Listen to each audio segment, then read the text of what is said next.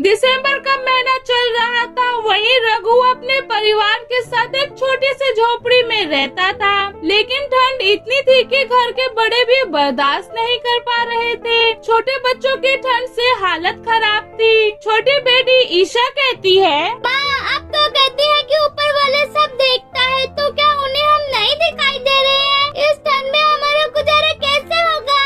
माँ, हम गरीब क्यों हैं? अगर हम भी अमीर होते तो कितना अच्छा होता। पास वाले अमीर लोगों को देखो, मोटा मोटा स्वेटर और मोजा जूता पहने रहते हैं। उनके घरों में तो हीटर भी जलता है और हमारे पास तो एक चादर है जो फटी हुई है।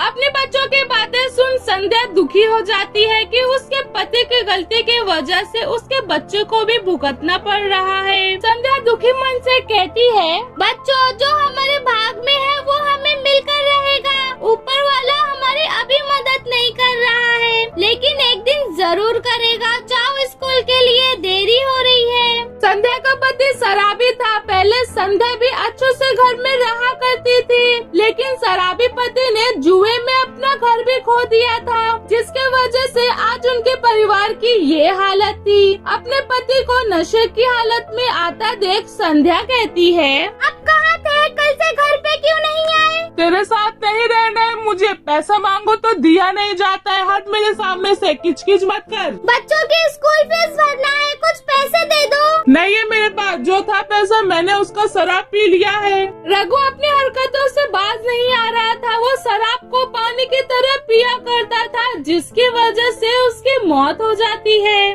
पति की मौत के बाद संध्या परेशान हो जाती है कि इस गरीबी में अपने बच्चों को और घर को कैसे चलाएगी। पति की भी मौत हो जाती है, जिसके वजह से संध्या वहीं फूट फूट कर रोने लगती है। तेज हवा ने उसकी मुश्किल और भी बढ़ा दी थी। उसकी झोपड़ी को तहस नहस कर दिया था।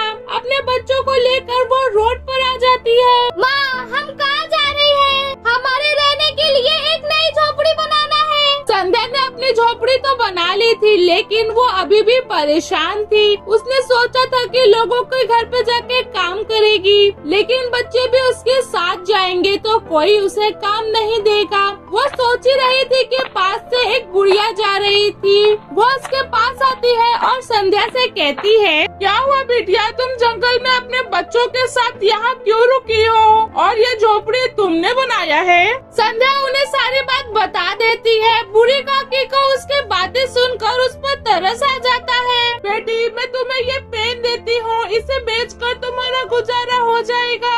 लेकिन काकी, इन 2 पेनों से क्या होगा? तुम इन 2 पेन को एक बॉक्स में रख के सो जाओ। अगली सुबह तुम्हें खुद पता चल जाएगा। संध्या को बूढ़ी काकी की बातें समझ नहीं आ रही थी, लेकिन उनका दिल रखने के लिए उसने पेन ले लिया और वैसा ही किया जैसा बूढ़ी काकी ने कहा था।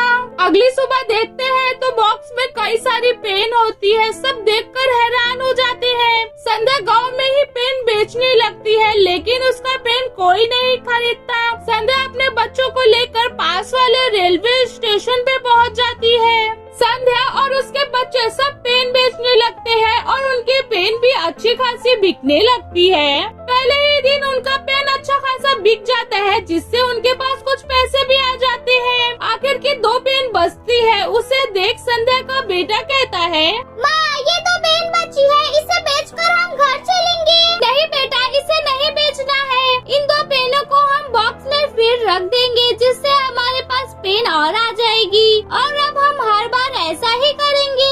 उन 2 पेनों को लेकर घर चले आते हैं। रोजाना ऐसा ही करते। संध्या के पास अब कुछ पैसे जमा हो गए थे, जिससे उसने अपना एक छोटा सा घर खरीद लिया था। अपने बच्चों को भी फिर से स्कूल भेजने लगी। अब उसका जीवन अच्छा चल रहा था। संध्या आज भी उस बूढ़ी काकी का इंतजार कर रही होती है, लेकिन उस दिन से लेकर आज तक वो कभी दिखाई नहीं दी। संध्या ऊपर वाले का धन्यवाद करती है और अपने बच्चों के साथ हंसी खुशी रहने लगती है।